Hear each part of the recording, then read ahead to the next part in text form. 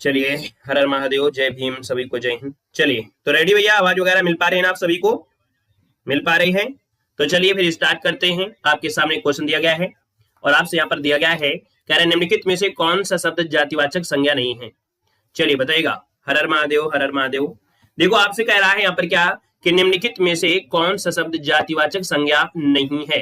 तो हमने कहा सर जाति में देखा जाए तो आप कहेंगे सर जवान जो आपका ये जाति में होगा, बालक जो आपकी जाति में है, मनुष्य भी एक जाति में है। लेकिन जो सुंदर शब्द आपका है, ये सुंदर शब्द जातिवाचक नहीं होगा, ये आपके भाव को दर्शाएगा। अगर सुंदर कोई जाति होती तो यहाँ पर सब लोग शादी सुंदर से ही करते, है ना, कास्ट की कोई आवश्यकता ही नहीं होती। तो कहते सर जी तो हम तो सुंदर से करेंगे, सुंदर एक जाति है, वहां सब सुंदर सुंदर मिलेंगे, ठीक है ना। तो आपका जो आंसर बनेगा वो आपका सी आपका हो जाएगा राइट। क्लियर है? चलिए अगला क्वेश्चन आपसे दिया गया है, निम्नलिखित में से विशेषण को आपको पहचानना है। विशेषण मतलब किसी की जो क्वालिटी होती है, किसी का गुण होता है ना। जैसे हमने बताया ऐतिहासिक, तो इतिहास का गुण क्या है? इतिहास का गुण है ऐतिहासिक। आप कहेंगे सर आंसर नंबर आपका पहला ही राइट हो जाएगा। जो ऐतिहासिक शब्द दिया है ये क्या है? विशेषण हो जाएगा, विशेषण बनेगा। अगला क्वेश्चन दिया गया है कि कर्म के आधार पर क्रिया के कितने भेद होते हैं? कर्म के आधार पर क्रिया के जो भेद होते हैं वो कितने होते हैं, यहाँ पर जवाब देना है। तो चलिए देखिए, कर्म के आधार पर दिया है तो आपका जो आंसर बनेगा इनमें से क्या हो जाएगा? चलिए यहाँ पर देखिए ऑप्शन आ रहा है, किसी का 2 आ रहा है, किसी का 3 आ रहा है। हमने कहा आपने जो जवाब दिया है बिल्कुल सही जवाब इनमें से हो जाएगा, है ना। यहाँ पर जिसका ऑप्शन आ गया है बिल्कुल सही है, आपका डी नंबर 2 होते हैं। कौन कौन होते हैं बता सकते हैं? कौन कौन होते हैं? तो आप कहेंगे सर कर्म के आधार पर एक तो होती है ना, क्या होती है? सकर्मक क्रिया होती है, सकर्मक क्रिया होती है, और दूसरी क्या होती है? अकर्मक क्रिया होती है, अकर्मक क्रिया हो जाएगा, है ना। तो इस पॉइंट को भी नोट कर लेना है। जो क्रिया कर्म के साथ पूरी होती है वो सकर्मक होती है, जो क्रिया बिना ही कर्म के हो जाती है पूरी तो आपकी अकर्म होती है ना। अगला क्वेश्चन आपसे कह रहा है निम्नलिखित में से वाक्य में सकर्मक क्रिया नहीं है। देखिए सकर्मक क्रिया नहीं है। सीता भोजन बना रही है, आप कहेंगे सर भोजन क्या है? कर्म है। टैगोर ने गीतांजलि लिखी, तो गीतांजलि क्या है? कर्म है। रमेश रोज, है ना, रमेश रोज पढ़ने जाता है, रमेश रोज पढ़ने जाता है। यहाँ पर देखिए आपका जो रमेश रोज पढ़ने जाता है, कहेंगे सर इसमें जो शब्द है पढ़ना भी क्या है? एक प्रकार से कर्म है। यहाँ पर डी वाले देखते हैं, कह रहे बच्चा फल तोड़ रहा है, बच्चा फल तोड़ रहा है। यहाँ पर देखिए क्या हो सकता है? चलिए क्वेश्चन नंबर आपका जो दिया गया है यहाँ पर इनमें से क्या हो सकता है? हमने कहा सर यहाँ पर देखा जाए भोजन जो आपका है ये क्या है? आपका कर्म है। गीतांजलि जो आपका है क्या है? ये कर्म है। अब यहाँ पर जो आपका दिया गया है रमेश रोज पढ़ने जाता है, तो ये शब्द जो आपका दिया है थोड़ा बारीकी सोचना पड़ेगा, क्योंकि हमने कहा कि सकर्मक, सकर्मक मतलब क्या है? इसी कर्म, इसी में ही छुपा हुआ है क्वेश्चन। हमने कहा सकर्मक कर्म होना चाहिए। अब यहाँ पर देखो जाता क्या है? क्रिया है।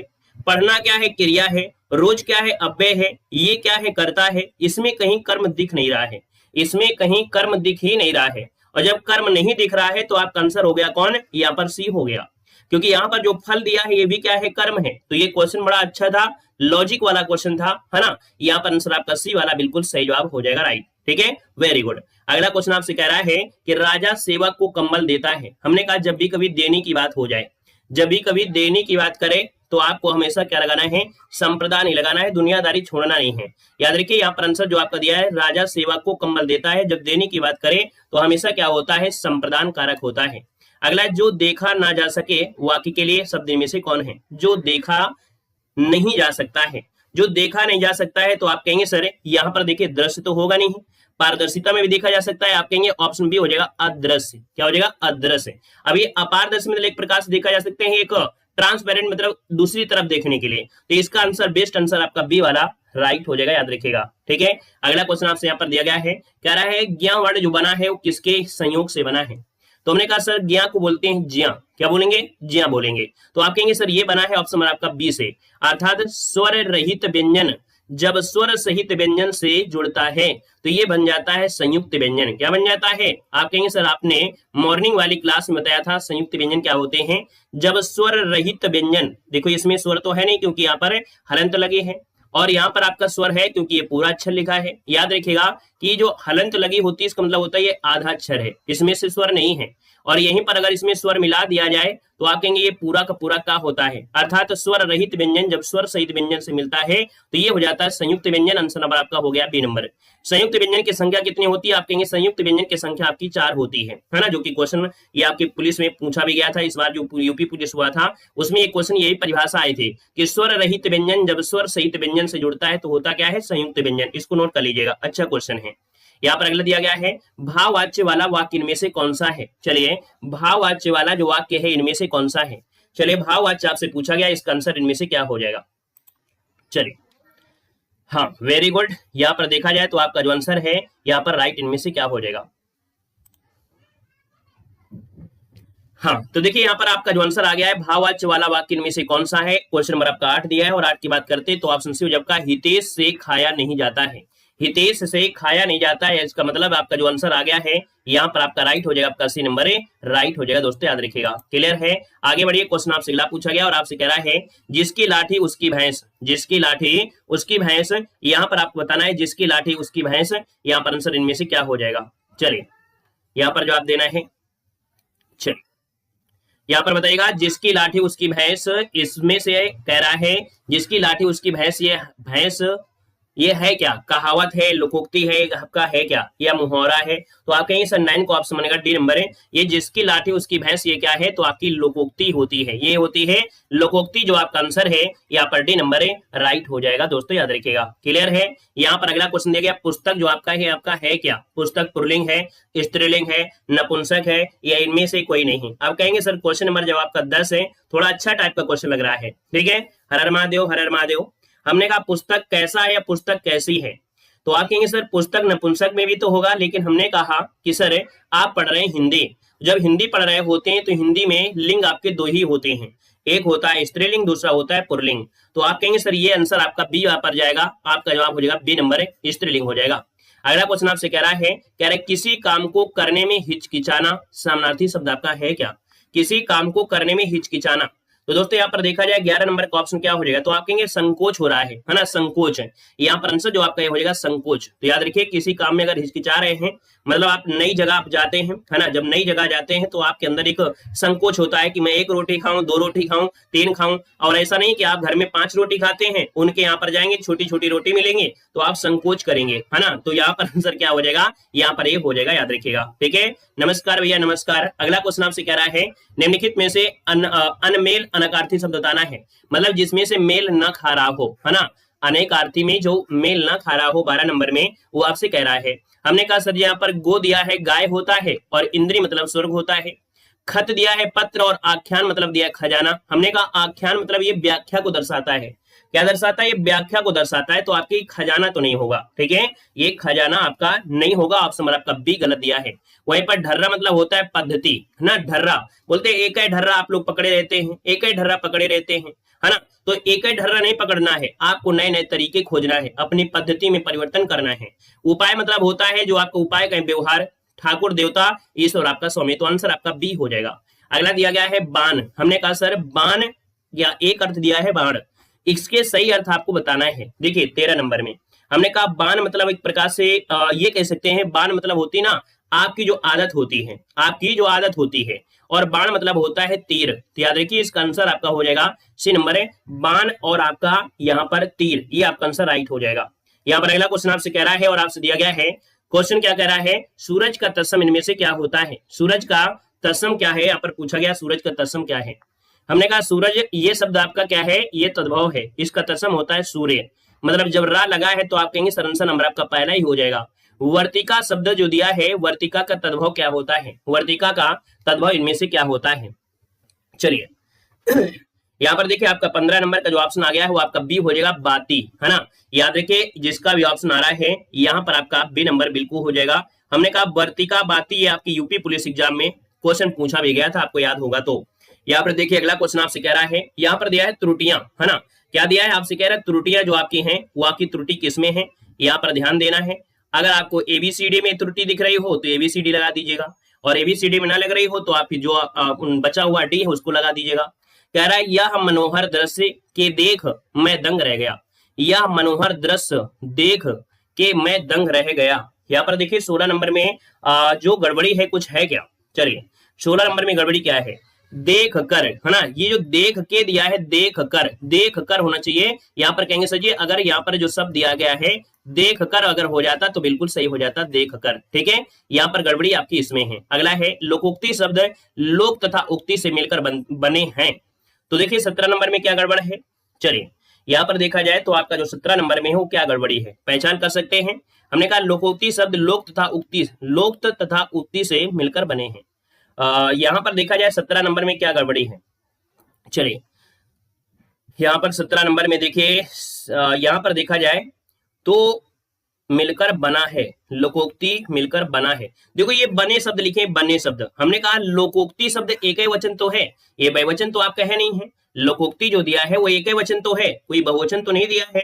तो हमने कहा सर ये जो मिलकर बने शब्द आपका है गलत है, मिलकर बना है, ठीक है। लोक धन उक्ति लोकोक्ति से मिलकर बना है, आप कहेंगे सर आंसर आपका गड़बड़ी है यहाँ पर इसमें। अगला दुर्घटना में 5 स्त्रियां और 1 पुरुष की मृत्यु हो गई, यहाँ पर त्रुटि क्या है?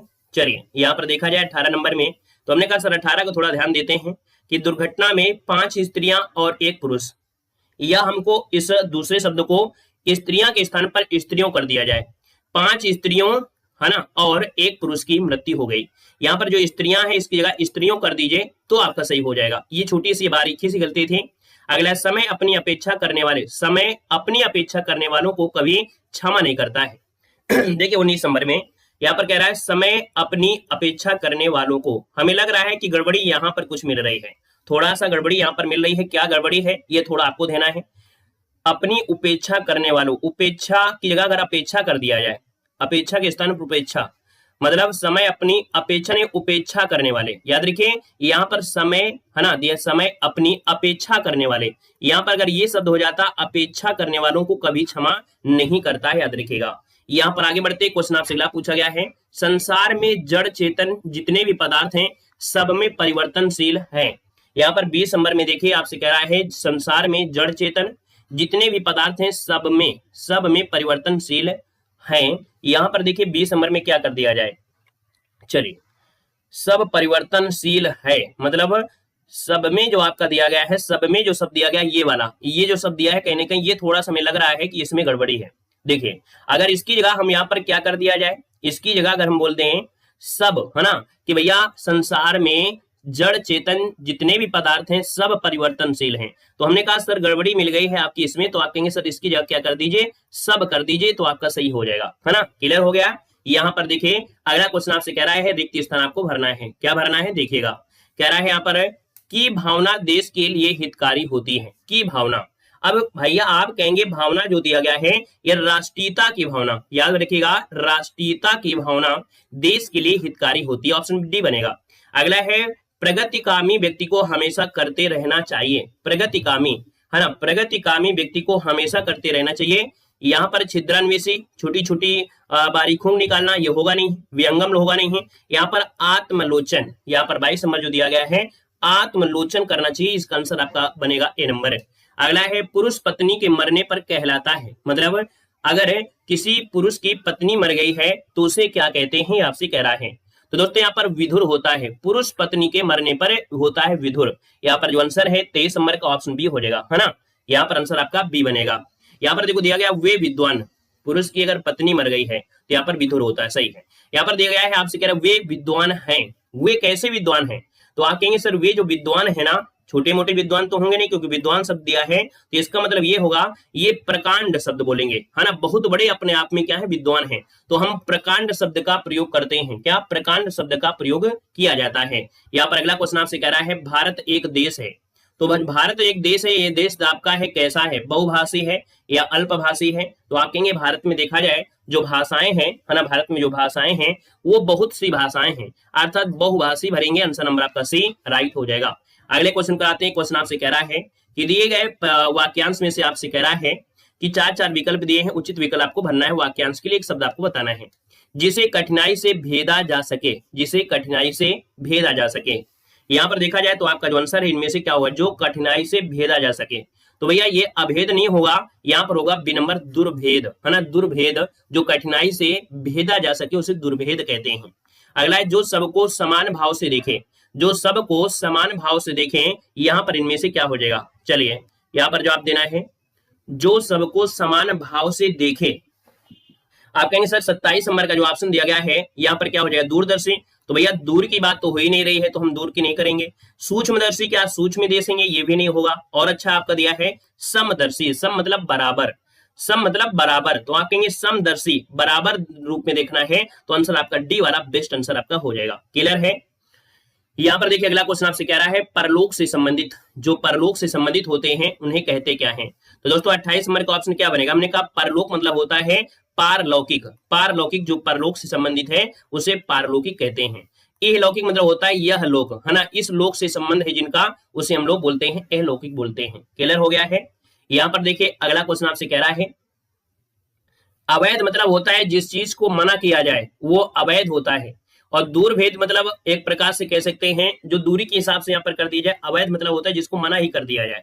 यहाँ पर दिया पीछे पीछे चलने वाला, पीछे पीछे चलने वाला, तो हमने कहा सर आप आगे आगे चलते रहिए, यहाँ पर आप पीछे पीछे अर्थात पीछे पीछे चलने वाला होता है अनुगामी। यहाँ पर आंसर आपका ये हो जाएगा अनुगामी बनेगा। अगला है जिसके हृदय में ममता नहीं है, जिसके हृदय में ममता नहीं है, यहाँ पर 30 नंबर में, तो हमने कहा सर 30 नंबर का जो ऑप्शन है यहाँ पर हो जाए आपका निर्मम, निर्मम जो कि ऑप्शन आपका डी नंबर है राइट हो जाएगा, जिसके हृदय में ममता नहीं है। अब आप कहेंगे सर ममता तो सिर्फ महिलाओं में होती है क्या, ऐसा नहीं है, बहुत लोगों में होती है, पुरुषों में भी ममता होती है ना, उनमें भी ममता होती है, याद रखिएगा, ऐसा नहीं सिर्फ महिलाओं में। ममता मतलब एक प्रकार से दया भावना जो होती है, ठीक है ना, तो यहाँ पर याद रखिए इसका ऑप्शन आपका डी आपका हो जाएगा। अगला है बाल की खाल निकालना, इस मोहरे करते क्या है, तो हमने कहा बाल की खाल मतलब क्या होता है, एक प्रकार से जो गुण होते हैं, है ना, कुछ लोग ऐसे होते हैं बहुत नौटंकी करते हैं, है ना, नौटंकी मतलब है मीन मेख, मतलब छोटी छोटी बारीकी निकालना, तो बहुत मीन मेख निकालना मतलब होता है कि बाल की खाल निकालना, ऑप्शन आपका सी हो जाएगा। यहाँ पर देखो दिया गया है समान व्यवहार करना के लिए लोकोक्ति आपका है क्या, समान व्यवहार करना, समान व्यवहार करना है, तो आप कहेंगे सर 32 नंबर का जो ऑप्शन है यहाँ पर राइट हो जाए ए नंबर है। एक ही लकड़ी से सबको हाँकना, एक और एक 11 होते हैं, एक तो करेला नहीं, ऑप्शन आपका ए हो जाएगा। एक ही लकड़ी से सबको हाँकना, ऑप्शन आपका ए हो जाएगा।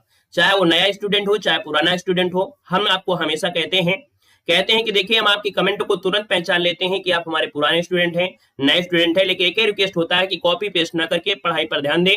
पढ़ाई करेंगे तो जीवन में कुछ अच्छा ही काम करेंगे, क्योंकि पढ़ाई ऐसी चीज होती है कि अगर हम नौकरी भी ना पा पाएंगे जीवन में, तो कुछ ना कुछ ऐसा कारोबार करेंगे, ऐसा हमारे अंदर टैलेंट होगा कि उस टैलेंट अर्थात उस एजुकेशन के माध्यम से कुछ ना कुछ कर सकते हैं। तो यहाँ पर देखिए इसका जो आंसर आपका बनेगा ए नंबर है। अगला है प्रा उपसर्ग से निर्मित शब्द आपका नहीं है, और जब क्लास में रहा करेंगे तो अपने से ध्यान दे, ठीक है, जब क्लास में हो और पढ़ रहे हो तो अपने से ध्यान दो, अपने को ध्यान दो, दूसरों के कमेंट को ना ध्यान दो कि कौन क्या कर रहा है कौन नहीं कर रहा है, ठीक है, सिर्फ और सिर्फ अपने पर ध्यान दो।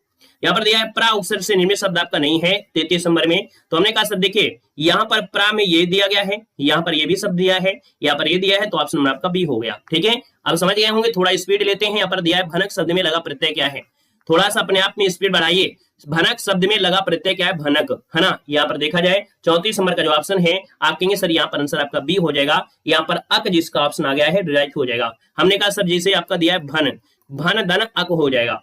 जैसे यहाँ पर लट धन अक लटक, है ना, तो जैसे ठंडक, ठंड धन अक ठंडक, तो आपका आंसर आपका बी हो गया। नेक्स्ट क्वेश्चन दिया गया है धूमिल शब्द का विपरीत शब्द इनमें से क्या, धूमिल, धूमिल का विपरीत पूछा गया 35 नंबर में। हमने कहा सर धूमिल मतलब होता है जो धुंधला होता है ना, एक प्रकार से ये कह सकते हैं कि जैसे थोड़ा सा उसका कलर डाउन हो जाता है ना, भद मैला जिसे बोलते हैं। तो आप कहेंगे सर इसका हो जाएगा उज्जवल, क्या हो जाएगा, धूमिल का विपरीत होता है उज्जवल होता है। दोस्तों इसका आंसर आपको बताना है, यहाँ पर डी नंबर उज्जवल बताना है, ठीक है ना। यहाँ पर दिया गया है अग्रज का सही विलोम क्या होता है, अग्रज मतलब जो पहले जन्मा हो, है ना, जो अग्रज मतलब पहले जन्मा है, तो आप कहेंगे सर इसका विलोम हो जाएगा जो बाद में जन्मा है, अर्थात उसको बोलते हैं अनुज। तो आपका जो आंसर हो जाएगा 36 नंबर में, तो आपका ए बनेगा। महोदय शब्द का विच्छेद इनमें से क्या है, तो हमने कहा सर यहाँ पर ओ की मात्रा लगी है, और जब ओ की मात्रा होती तो ये गुण संधि में होता है। हमने कहा सर ये गुण संधि तो है, लेकिन इसको तोड़ा जाएगा तो कैसा तोड़ा जाएगा तो दोस्तों यहाँ पर देखिए आपका जो आंसर आ गया है 37 नंबर में, वो ऑप्शन राइट क्या हो जाएगा, चलिए बी नंबर बिल्कुल सही है, महाधन उदय, इसका ऑप्शन बी बनेगा। अगला है विसर्ग संधि का उदाहरण इनमें से कौन सा है। चलिए यहाँ पर देखा जाए तो आपका जो आंसर है यहाँ पर क्या हो जाएगा 38 नंबर में। तो हमने कहा सर 38 नंबर की अगर बात करते हैं विसर्ग संधि किसमें है, देखो यहाँ पर सज्जन में तो हो नहीं सकता है, जब भी कभी ऐसे शब्द दिए गए हों, जब भी कभी ऐसे शब्द दिए तो ये आपके व्यंजन में हो जाएंगे। ये जो दिया गया है आपके अयादी संधि है, क्या है, अयादी संधि हो जाएगा, अयादी संधि ने धन अयन अयादी। ये जो हरिश्चंद्र दिया गया है आपका, जो सा दिया गया है, ये क्या हो जाएगा, कन्वर्ट हो जाएगा विसर्ग रहने का।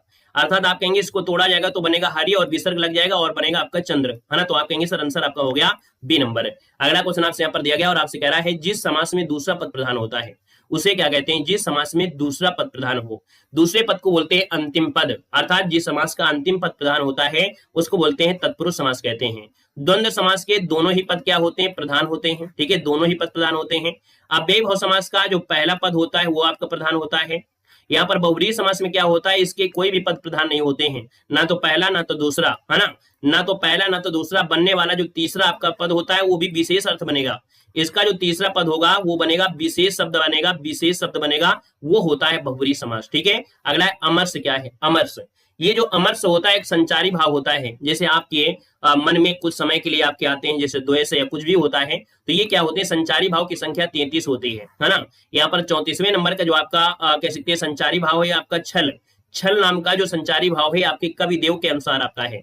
अगला निम्नलिखित पंक्ति में अपरोहित अलंकार पहचानना है। ये अपरोहित अलंकार है आपका है क्या, देखिए अपरोहित अलंकार में एक आपको याद आया होगा कि हमने बताया था ये किसी का उल्टा होता है। जो अपरोहित अलंकार होता है ये एक ऐसा अलंकार है जिसका उल्टा होता है। किसका उल्टा होता है, यहाँ पर देखिए आपका जो आंसर है इनमें से क्या हो जाएगा। तो दोस्तों उपमेय में उपमान का आरोप अर्थात निषेध हो वहां पर अपरोहित अलंकार होता है। मतलब जो आपने पढ़ा होगा रूपक अलंकार, है ना, रूपक अलंकार पढ़ा होगा, ये रूपक अलंकार आपका है, याद रखिएगा, ठीक है। अपरोहित अलंकार को रूपक अलंकार भी कहते हैं। तो यहाँ पर देखा जाए इसका मुख चंद्रमा के समान है, चंद्र इसके मुख के समान है, या इसका मुख ही चंद्र है, या चंद्र नहीं या मुख है। तो देखिए 41 नंबर का ऑप्शन नंबर क्या हो जाएगा। तो देखिए कह रहा है अपरोहित अलंकार, हमने कहा उल्टा, तो देखिए यह चंद्र नहीं मुख है, यह चंद्र नहीं मुख है। यहाँ पर आंसर आपका डी वाला राइट हो जाएगा, याद रखिए ये आपका आंसर डी हो जाएगा, यह चंद्र नहीं मुख है। क्योंकि निषेध अर्थात इसमें क्या किया गया, एक प्रकार से विपरीत शब्द आपका आएगा, जो आपका रूपक अलंकार उसका विपरीत बनेगा। यहाँ पर देखो अगला दिया गया है असाधारण का अंग्रेजी रूप क्या होता है, असाधारण। अब असाधारण दिया है तो हम कहेंगे सर 42 नंबर का जो ऑप्शन है यहाँ पर ये हो जाएगा, इसको बोलते हैं एक्स्ट्राऑर्डिनरी, है ना, एक्स्ट्राऑर्डिनरी जो आपका होता है एक्स्ट्राऑर्डिनरी। यहाँ पर आंसर नंबर आपका ए राइट हो जाएगा, ए नंबर आपका बन जाएगा, ठीक है। यहाँ पर देखिए आपसे एक शब्द दिया गया है एक्सम्पेशन, ठीक है, एग्जम्पशन, एग्जम्पशन जिसे बोलते हैं एग्जम्पशन। एग्जम्पशन मतलब एक प्रकार से जल्दी कहना, ठीक है, एग्जम्पशन मतलब जल्दी कहना। और यहाँ पर दिया गया है एक्सपीडिट, ये इसका मतलब होता है एक पक्षी, क्या होता है, एक पक्षी। अगला क्वेश्चन आपसे कह रहा है विश्व में बोली जाने वाली विभिन्न भाषाओं में हिंदी का जो स्थान है वो आपका कौन सा है। तो हमने कहा सर हिंदी पूछा गया है और हिंदी के स्थान आपका विश्व में देखा जाए तो आप कहेंगे सर तीसरा स्थान है, क्या है, तीसरा स्थान है। अगर ऑप्शन में नहीं दिया गया है तो परेशान नहीं होना है, बस आपको पता है कि नहीं यहाँ पर जो हिंदी है विश्व में वो आपकी तीसरे नंबर में यहाँ पर आती है। तो आप कहेंगे सर तीसरा आपका होना चाहिए, यहाँ पर कोई ऑप्शन आपका नहीं है, है ना। तो जब ऑप्शन नहीं है तो एक ऑप्शन अपने मन से बना लीजिएगा, ई वाला बना लीजिए जिसमें विश्व में तीसरा स्थान आपकी हिंदी का है। तो सर जी कहेंगे पहला स्थान किसका है, तो आप कहेंगे पहला स्थान किसका है, अंग्रेजी का है, किसका है, अंग्रेजी का है। दूसरा स्थान किसका है, मंदारिन जिसे बोलते हैं चीनी भाषा, ये मंदारिन जो कि चीनी भाषा है। और थर्ड जो आपका स्थान है वो आपकी हिंदी का है, किसका है, हिंदी का है, याद रखिए हिंदी का है, ठीक है। अच्छा एक क्वेश्चन अगर आपसे पूछ लें तो एक बात बता सकते हैं आप लोग कि अगर ये क्वेश्चन पूछा था भारत में हिंदी के बाद बोली जाने वाली भाषा क्या है, चलिए ये बताइएगा कि भारत में हिंदी के बाद बोले जाने वाली जो आपकी भाषा है वो आपकी कौन सी है हिंदी के बाद। तो हमने कहा हिंदी के बाद भारत में बोली जाने वाली भाषा बंगला भाषा है। कौन है, बंगला भाषा जो आपकी है ये भारत में हिंदी के बाद बोली जाती है, दूसरे नंबर में आती है, ठीक है ना। यहाँ पर अगला क्वेश्चन आपसे दिया गया और आपसे कह रहे हैं निम्नलिखित में से रीत काल के कवि कौन है। रीत काल के कवि पूछा गया है और रीत काल के कवियों में से यहाँ पर जो ऑप्शन है वो आपका सी हो जाएगा, ये कवि वृंद, जो कवि वृंद है आपका जो आंसर है यहाँ पर आपका जवाब हो जाएगा, यहाँ पर आपका आंसर सी हो जाएगा, ठीक है। चलिए तो शॉर्ट लिस्ट देखिए पेड एग्जाम की आ गई है और भाई क्लास में देखिए इनका हो भी गया है, शॉर्ट लिस्ट में नाम आ गया है जूनियर सिस्टम में, तो थोड़ा मेहनत भी करिएगा, ठीक है। देखो राम काव्य धारा के प्रधान कवि का नाम आपको बताना है। तो भैया राम काव्य धारा के प्रधान कवि आपसे पूछा गया 45 नंबर में, तो आप कहेंगे सर यहाँ पर गोस्वामी तुलसीदास आपका हो जाएगा, गोस्वामी तुलसीदास हो जाएगा।